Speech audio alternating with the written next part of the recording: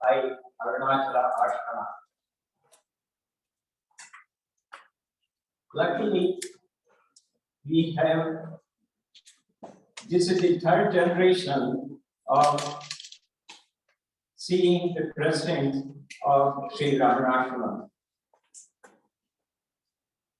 Luckily, by Bhagavan's grace, we have been associated personally for the last 57 years. And it is very emotional to remember, as we used to call Ventu Mama, followed by Sundaram Mama, and now Dr. Anand Ramana. We welcome him.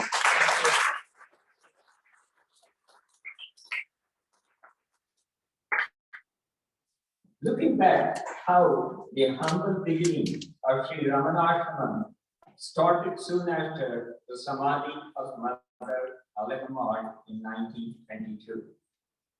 It all started only with one hut at Mother Samadhi in 1922 and 2 huts by 1924.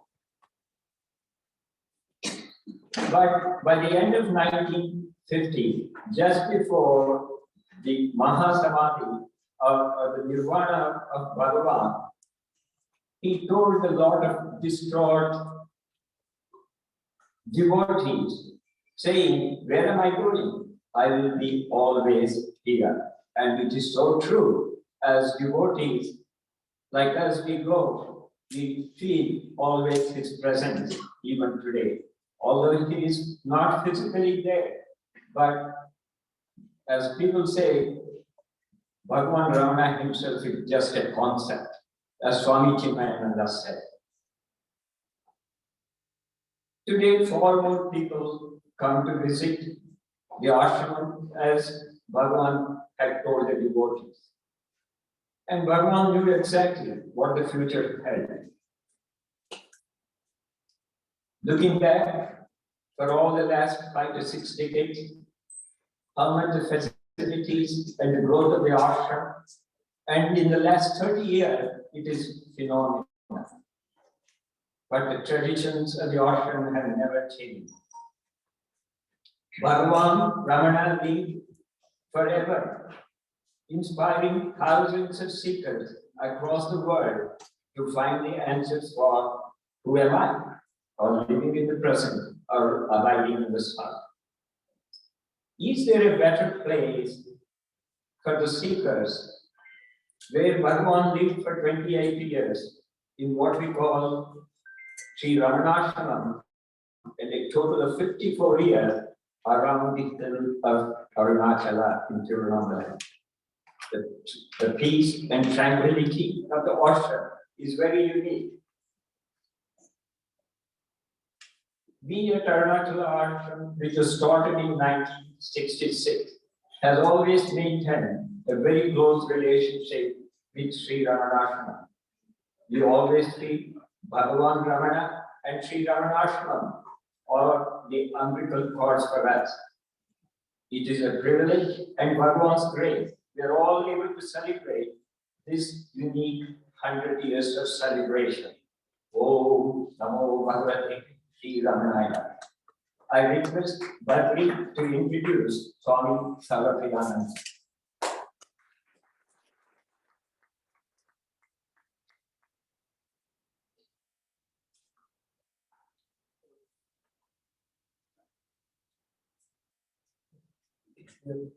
We are delighted to welcome Swami Sarvapriyananda ji to our 100th anniversary Ramanasramam event here in New York. Swamiji has graced our ashram events in the past. It's always been a pleasure listening to him. His lectures on Vedanta continue to educate and inspire spiritual seekers all over the world. Swamiji, I'm going to keep it small because these Swamiji said. Swamiji is performer tradition and globally renowned proponent teacher for Advaita Vedanta. Swamiji joined Arunachala order in 1994.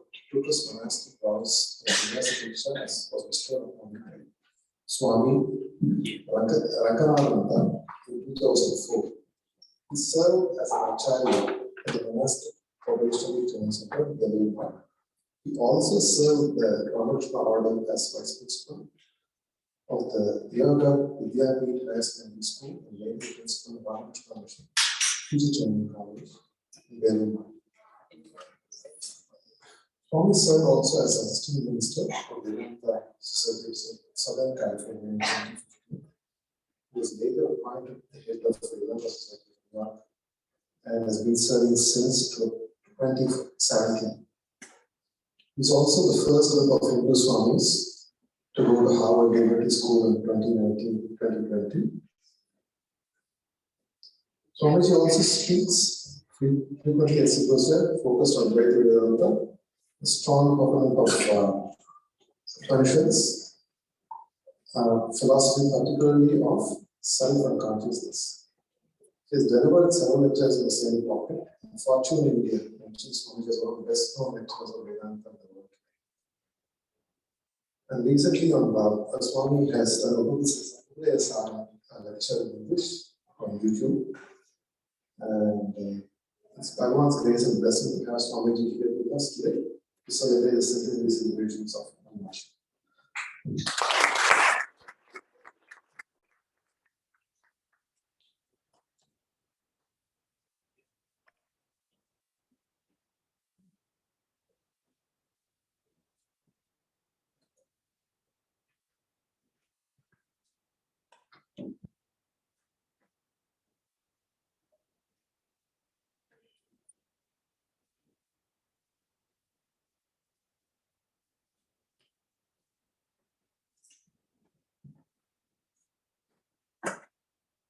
Om Asatoma Sadgamaya Tamasoma Jyotirgamaya Mrityurma Amrikam Gamaya Om Shanti Shanti Shanti.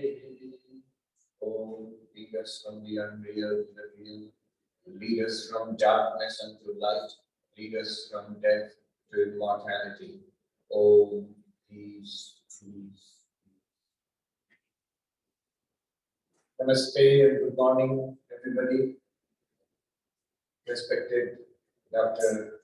Ramanasramam, respected Mohanji, other friends from the Arunachala Ashrama, authorities of the Hindu temple here, friends, devotees. It's an important occasion and I feel inspired and blessed to be part of it. It's like the blessings of Bhagavan Ramana. We are all blessed.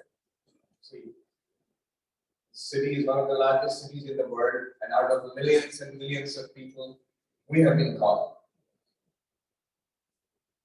It shows where there's a saying that the grace of Ishvara, of Bhagavan, the grace of the Guru, and the grace of the scriptures is that this, when we have interest, when we respond to the spiritual path, this shows that we are really on the path. We are on the path to liberation, to enlightenment. I'm reminded of this nice little parable of the washerman and the diamond. See, there was a washerman. He has to conceive of a washerman in India. So he found this diamond. He didn't know what it was. He thought it was a rock. And after the way of the washerman there, I mean, at least at one time, we have seen this. On the bank of river, they would take the dirty laundry and they would clean it, they would beat it on the rocks and they would scrub it. They would get it clean. Now, this washerman found this amazing stone. He didn't know what it was. It's a big diamond, but he used it as a rock to scrub dirty laundry. And in this way, his days passed. Difficult, poverty, hard work. One day, he was curious about that stone, so he took it to his friend, the vegetable seller, and asked him, "What is this? It seems interesting." The vegetable seller said, "It seems to be an important or a significant thing. I will give you 10 rupees for it. Give it to me." Luckily, the washerman did not sell it to the vegetable seller. He went to somebody else who knew a little more, and then he went to somebody else who knew even more. Finally, he went to a diamond merchant. And the diamond merchant said, "My God, this is the most magnificent diamond that I have ever seen in my life. I will give you, 10 million rupees for it." And the washerman sold the diamond, and all his poverty was removed, all his sorrows went away. Well, the interesting thing is, the washerman always had the diamond. It was right there. But he did not recognize it for what it was. Just like that, we have it. We have the diamond right here. Who is here who is not aware? We are all aware. If you are listening to this talk, you're aware. If you're seeing this talk, you're aware. Or if you have fallen asleep, which happens in Vedanta talks, and you are dreaming, you're still aware. You're still aware. If you are in deep sleep without the state, you're still aware. Just aware of nothing, blank. So awareness we have. But we don't know what it really is. Our attention is not towards the awareness. Our attention is towards the objects of awareness. The Kathopanishad says, Paranchikani Vyatrinat Swayam Tasmat Paran Pashyati Nantara. Our senses and our mind, our whole attitude is turned outwards. The Lord has created us in such a way. So we see things, we hear, we smell, we taste, we touch, and what we have sensed, we think about those things, we remember those things, we desire those things, we hate those things, we work towards getting those things, we work towards avoiding the things we don't like, and this is our life. But all of this is possible because you are aware, because you are conscious, because of consciousness itself, awareness itself. But we have no interest in that awareness, which makes all of life possible. Everything that we do in life. So we are like that washerman. We use the diamond to scrub dirty laundry. We are using this awareness for all the experiences of our life. But not paying attention, not turning the awareness to awareness itself. What is it? And we require somebody like a diamond merchant to introduce us to what we already have, what we already are. And the diamond merchant par excellence is Bhagavan Raman, who comes and introduces us to ourselves. And thereby, just as the washerman's sorrows, problems were solved by recognizing the value of the diamond which he had already. When we recognize what we are, when we see ourselves for what we are, all our problems are solved at a very deep existential level. Swami Vivekananda, when he was here in the United States, he would sometimes say to his American disciples, if only you knew what you were, if only you knew what you are. So if only we know what we are, this quest to know ourselves. I remember in the Upadesha Sara, there is a very sweet little verse where Bhagavan Ramana introduces the whole of Vedanta in just a few words. Ahamayam kuto bhavati chimvata aivatatyaham nija vichara. So when a person inquires, this I sense, where does it come from? What is it? Then what happens? This self-inquiry, what does it lead to? Bhagavan says, aivatatyaham. He says, oh, amazing. Amazing result comes. Suddenly it will come. What will happen? This I sense will fall apart, will disintegrate. And then what will happen? I will disintegrate. No, you will not disintegrate. You will realize what you are for the first time. And this happens nija vicharana, by inquiring into ourselves. What is this inquiry into ourselves? We'll talk about it for a little while. Let's see if it works. It is an inquiry into our own experience of ourselves. Before I launch into this, remember, Bhagavan Ramana himself never did this. He did not need to do this. He did it in a very rudimentary, simple form, and that was enough for him. You know the whole story of how, as a young boy, he laid down once and visualized, tried to imagine strongly that I suppose I'm dead. Suppose his body is just like dead. So not breathing, not seeing, hearing, smelling, touching anything. Mind is shut down, not thinking anything. And he did it so strong, he suddenly realized Everything is gone, but I am not gone. He realized that what that I is, the real I, when the transactional I, the ahankara, the ego, that separation happened, it fell apart for him. He realized what he truly was. Note that he did not go through studying Vedanta, Shravana, Manana, and Nidhyasana like we all do. We study the texts, we go to teachers, we watch YouTube talks, nothing. He didn't do anything at all. Straight away. And then after that also, it's not that he ran to a library to see what happened to me, let me find out. No, he had got the reality. And what he did was, he stayed with that reality. He stayed with that reality. This is a sign of a fully enlightened person. Once they discover it, they want to immerse themselves in it. Sri Ramakrishna says, in that stage, 21 days, more than that, the body does not stay.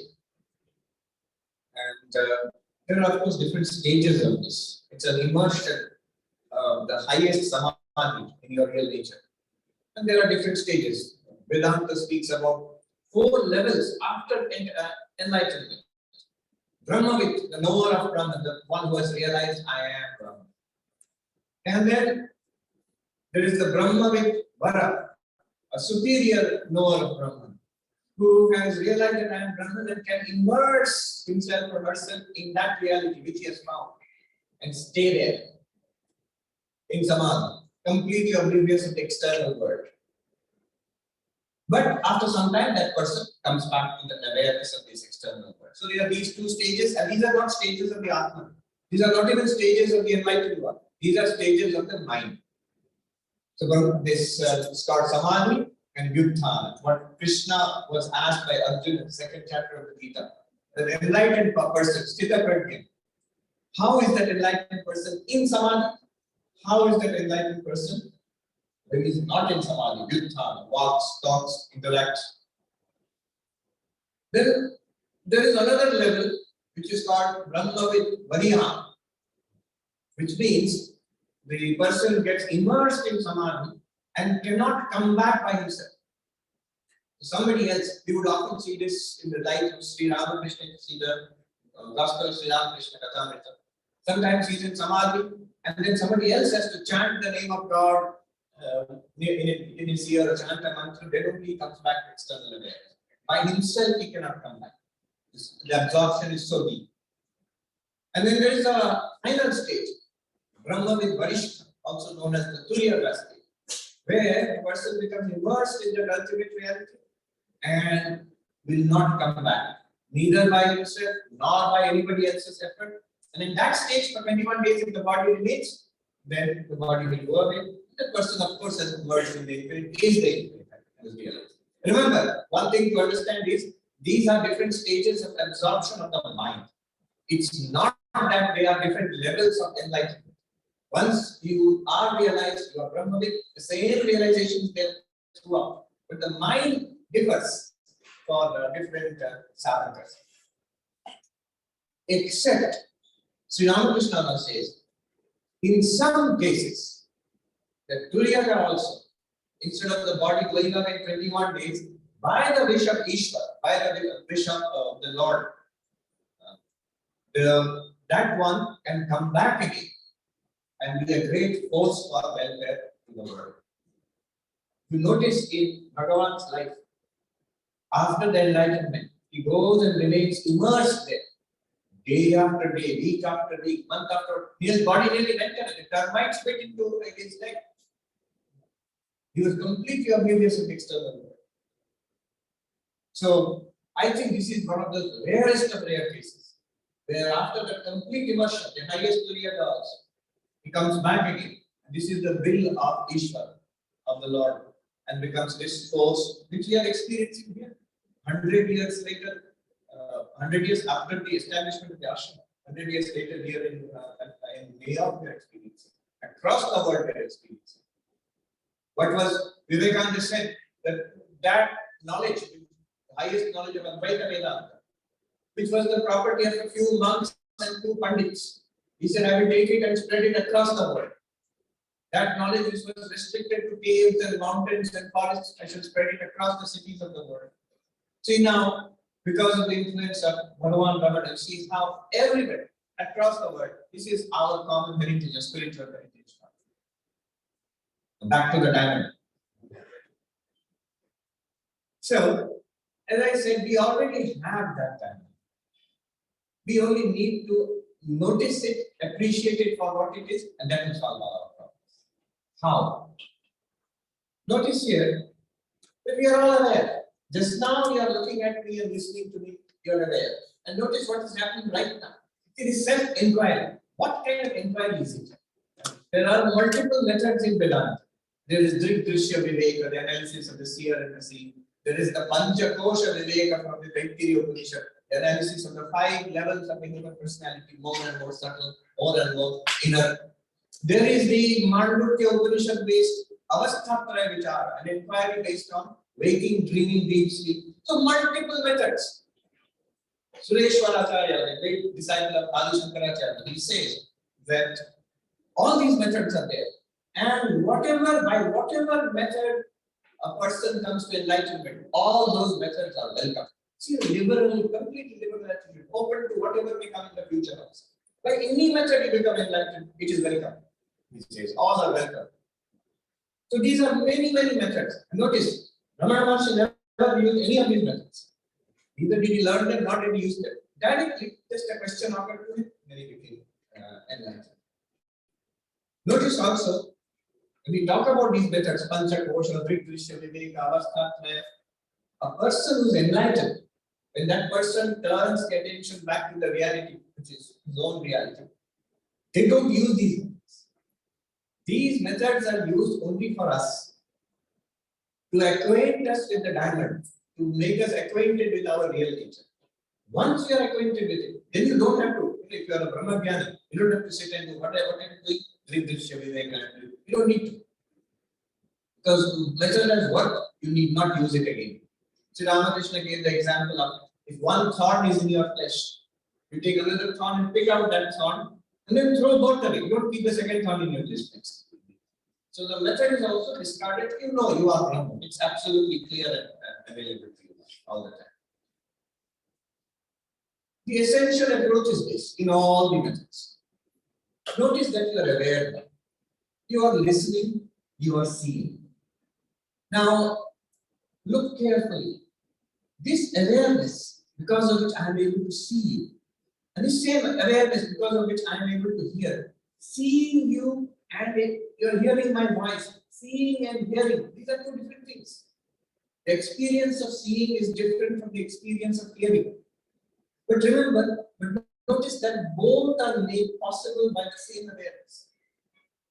Did the awareness change? Did the consciousness change? No. The object of experience changed. Object of experience is seeing. I am seeing you now. This is an object of experience. The object of experience is hearing. I am listening now. I am hearing. The two objects are different. The objects of experience are different. Our experiences also are different. Experience of seeing is different. Experience of hearing is different. But both are made possible by the same awareness. It's not enough to just assent to it. It's a very, very simple fact. All of us we see. You just have to notice it. Oh, that is true. When we are seeing, hearing, smelling, tasting, touching, these are multiple experiences. We have this throughout the day. And I can see delicious food is being arranged behind you. Soon you will have the experience of smelling and tasting and so on. But it is the same awareness which is now listening to the talk. Which is the same awareness which will give you, through the mind and the tongue, the experience of tasting. Through the mind and the nose, the experience of smelling. Same awareness. The objects change and therefore the experience changes. But the awareness does not change. The awareness is the same. Not only the senses, our thoughts. We are thinking, same awareness.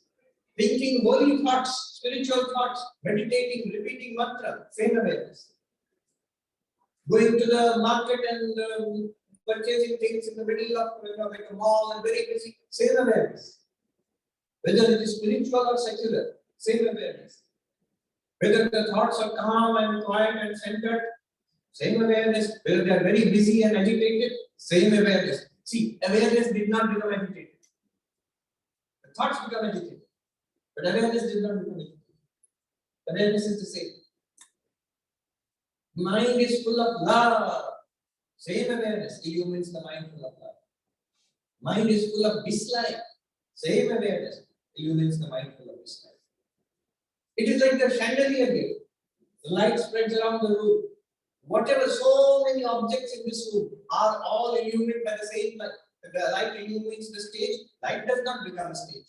When the light illumines a human being, light does not become a human being. It illumines all the objects present here. And these objects will also change. People will come and go. Chairs will be taken and chairs will be put in. Just before this, we have the magnificent musical performance. And now we have a speech. Same light is illuminating all of it. And also, very interesting, that everything goes away.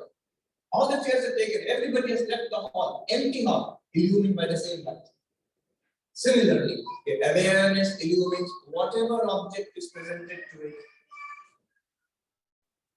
And there's an object being presented.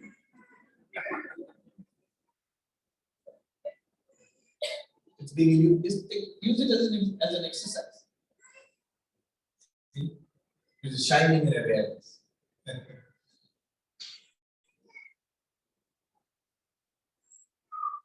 We will wait until the baby is gone.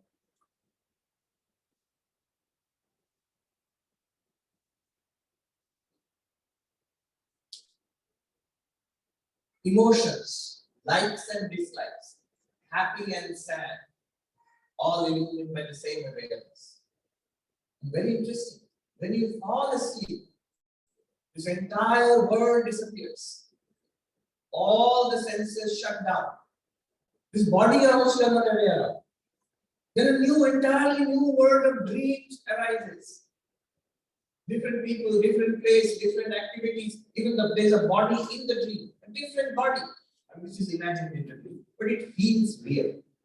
And all of that is extraordinarily different experience is illumined by the same awareness.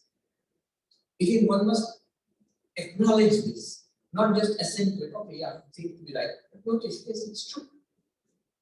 My whole world went away, including my body, including the time and space I was in, bedroom, I'm going to sleep. That's gone from the awareness. And a new world is coming. Same awareness is illuminated. And then everything goes away. Deep sleep, same awareness is illuminated. So this awareness, which continues constantly through all our experiences, there is a name for this. This is called the witness consciousness, Sakshi. At this point, some may say, the common mistake to make is, oh, so it's a very nice exercise that you have to witness everything, calmly watch everything. No. That's not what is meant here. The calmly watching everything, that's a meditative exercise. Now it is very popular, mindfulness meditation, which is good, which is a very good exercise, but it's an exercise. If you stop doing that exercise, it will go away. The mind, if you make it calm and observant, it's like a spring. You sit on it, it will be push down. The moment you let it go, it will be up again. And that's why people who do those meditation exercises, especially if you do it seriously over a long period of time, you will get a very calm and quiet mind, generally. But you will also be surprised and annoyed and disappointed. Why after so many years of meditation, my mind is restless? The very nature of the mind. But this is not what we are talking about. The awareness we are talking about, the diamond we are talking about, it's not the mind. It cannot be disturbed. Even when the mind is disturbed, that awareness which you are is not disturbed. So here is where I tell the story, one of the stories which I have repeated so many times, but it's worth repeating it again.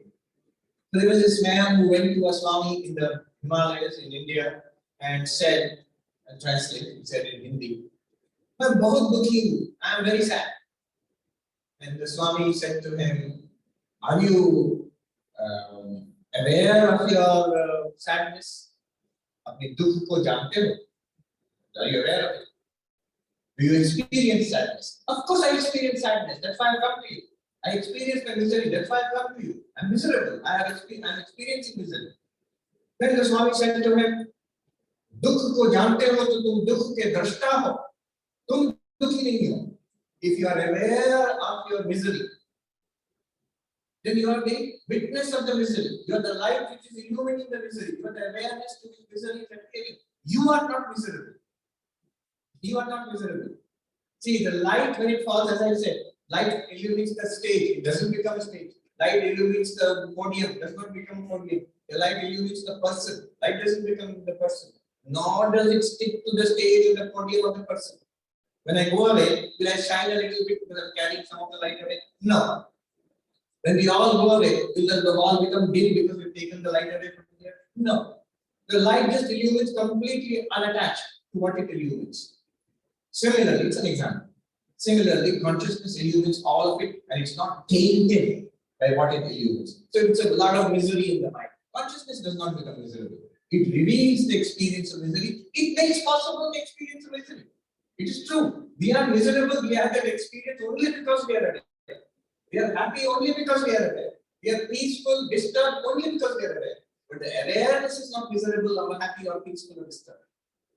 तुम दुखी नहीं हो, तुम दुख के दृष्टा हो. You are not miserable. You are the witness of the misery.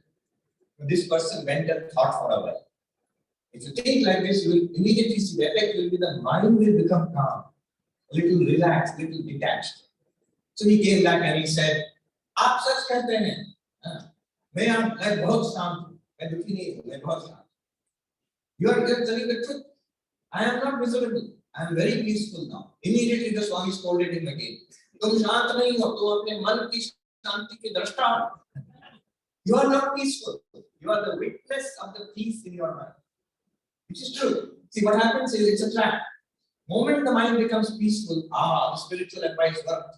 Now I'm very peaceful. But it won't last. It's the peace of the mind. The moment you go out, that man goes back to the Himalayas, back to Delhi traffic jam or whatever it is, the peace in the mind will go to pieces. He will think, oh, in the ashram I was very happy, in the mountains, but here. No. That awareness which illumines the misery in the mind, that awareness which illumines the peace in the mind, that awareness which illumines the pieces of the peace later on when the mind becomes disturbed again, that awareness is not disturbed. That awareness has peace, is the nature of, very nature is peace itself, which cannot become restless, which cannot become disturbed. The Mandukya Upanishad calls that awareness Shantam. Not Shanta, not Shanti Maya or Shanti Purna, not full of peace or not pervaded by peace. It is peace itself. Choicelessly, you cannot disturb that awareness. Every disturbance is an object to you, the awareness. So this awareness, which pervades all our experiences, which makes possible all our experiences, which pervades our waking, dreaming, deep sleep, this is what you are. According to Vedanta,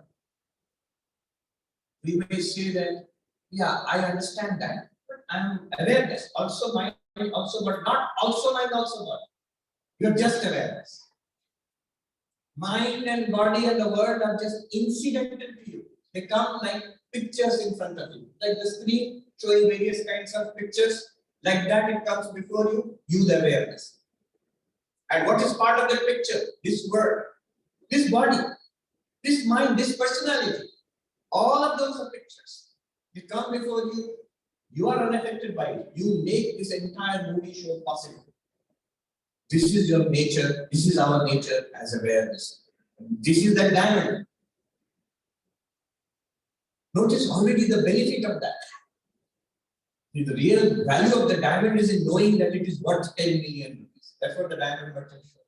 The real value of this awareness, we know we are aware. It's not helping us. We have to be introduced to the value of this awareness. Look at the value of this awareness.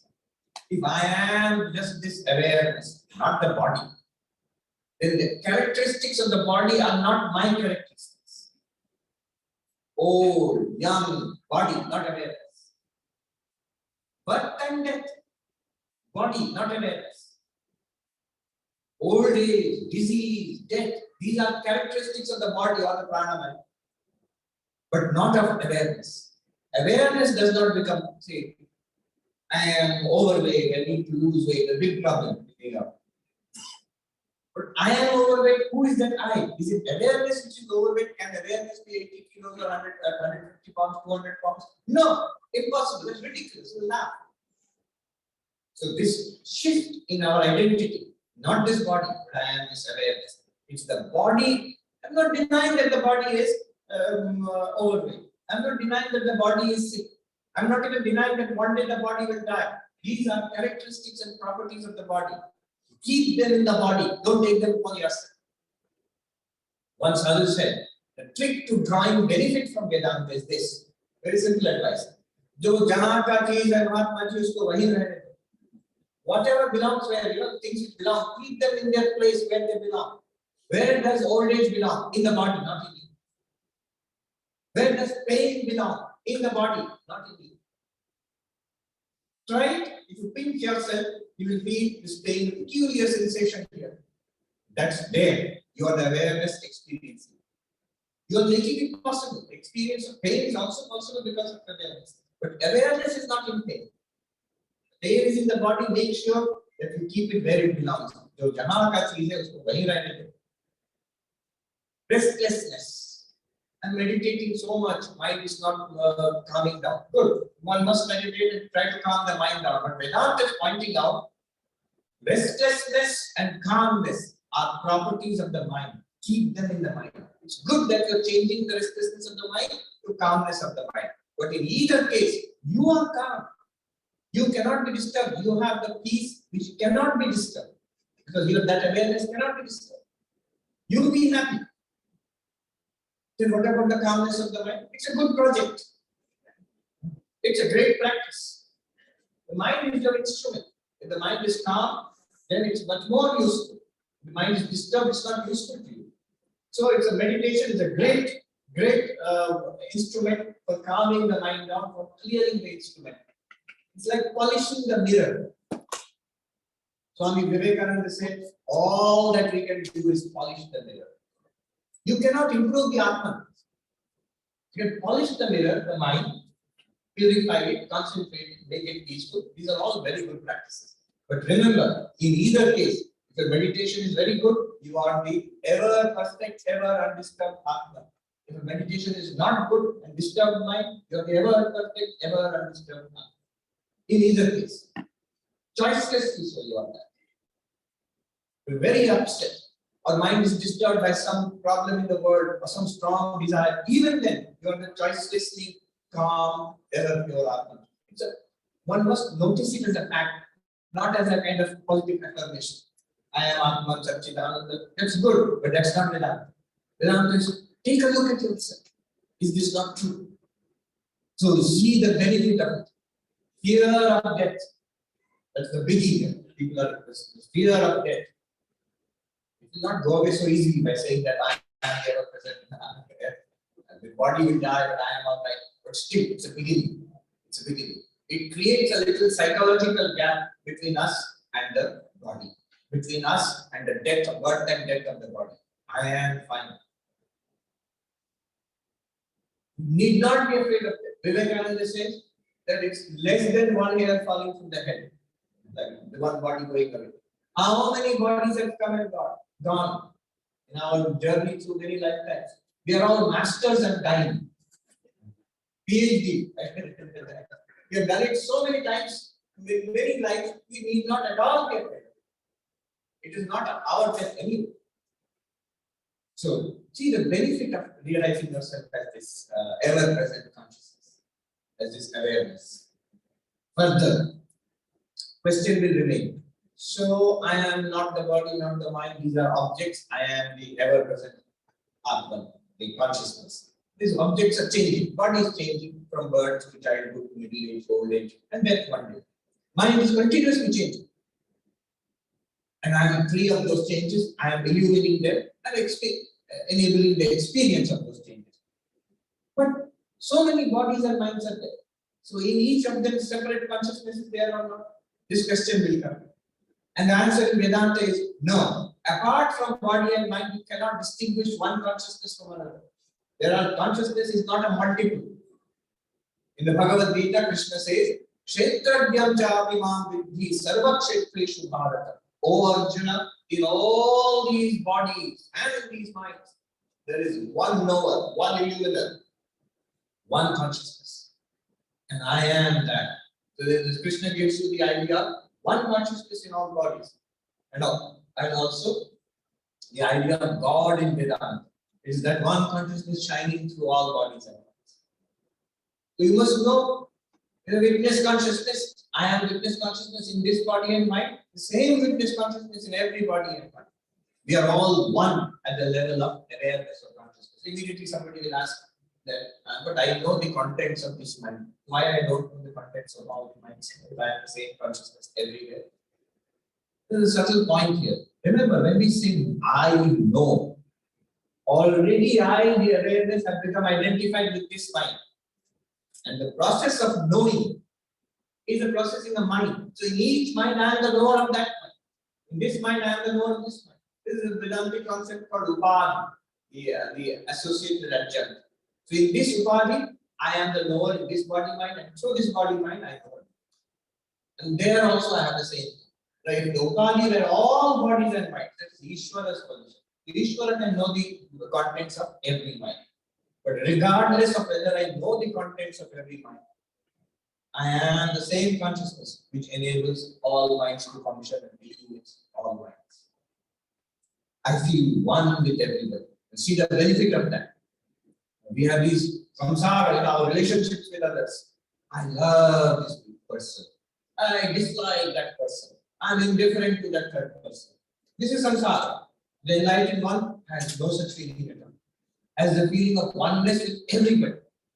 That's why when you come to a person, a spiritually advanced person, when you come close to this person, you immediately, one thing you will feel is, this person is my very own. You feel a kind of kinship with that person. So that person functions like a mirror, has no hold on this individuality of himself. So you feel, I am one with all of them. That's why you immediately feel the enlightened person, the spiritual person is on my side, always my well-wisher. Every well-wisher in the highest sense. They just told you, they push you towards spiritual life, but they know spiritual life is the greatest blessing in our lives. So, the benefit of that, oneness of all existence, because we have the same consciousness in all beings. And one more thing Advaita will say is that, what about this universe? I am consciousness, very good. I am not born with the body, I don't get old with the aging of the body, I don't die with the death of the body. I am one consciousness. I am not disturbed with the disturbance of the mind. I am one consciousness. I have no feeling of other with regard to others. We are all one being, as consciousness. But what is this universe, this physical universe, this body, this mind, these objects, what are they? The objects which come in consciousness, what are they? We normally feel they are different. So here is where the light and object example will break down. Here the light is different and the stage, podium, microphone are different. But Vedanta says, as far as consciousness and its objects are concerned, notice, all the objects arise in consciousness. They are experienced in consciousness. And they disappear also, that also is experienced in consciousness. There is no possibility of any experience of anything outside consciousness. Because experience means that you are conscious. Objects cannot be experienced without reference to consciousness at all. So Vedanta makes the amazing claim, whatever you are experiencing, whoever you are experiencing, your own body and mind, external world, everything is nothing but you, the consciousness. You are appearing as your own objects. Whatever we are seeing are like pictures on a screen. You are the screen on which the universe is appearing like a movie. Not one person here, not one being here, not one happening here is different from you, the consciousness, the awareness. Who are they? You. What is all this? You. This is the amazing movie of our lives. Then what? Enjoy. You have now got the 10 million rupees by selling, much more than that, by selling the diamond. and you now see the benefit of this. Your life will become a blessing to yourself and to everybody else around you. When you feel like this, when you realize this, and stay with it. The whole thing is to reflect upon it, to hear these truths again and again, to reflect upon it, and stay with it. Staying with it means also to try to act as if this is true, what we just discussed right now. More we act, more natural it becomes. It's becoming natural, becoming acquainted with your nature as consciousness, as awareness. This is called Jivan Mukti. Staying with this nature as consciousness and manifesting it in our day-to-day activities, in our thought patterns, in our speech, and in our activities, a reaction to the world. That is called Jivan Mukti. The enlightened by living. In Gita, it is called Sthita Prajna, the established wisdom. What is Prajna? I am consciousness, I am awareness. What is ignorance? I am body mind, I am Sarvapriyananda, ignorance. What is knowledge? I am awareness. And the thing is, it's constantly present before us. It's not a new thing at all. This is the culmination of all religion, spirituality, according to Vedanta. The highest truth. This instantly transforms our life. At least it instantly transforms our understanding of what's going on there. And then it transforms our life.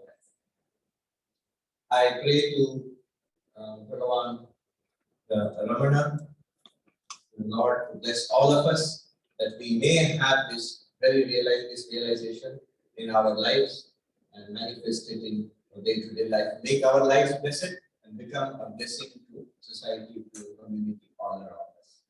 Om Shanti Shanti Shanti Hari Om Tat Sat. Shri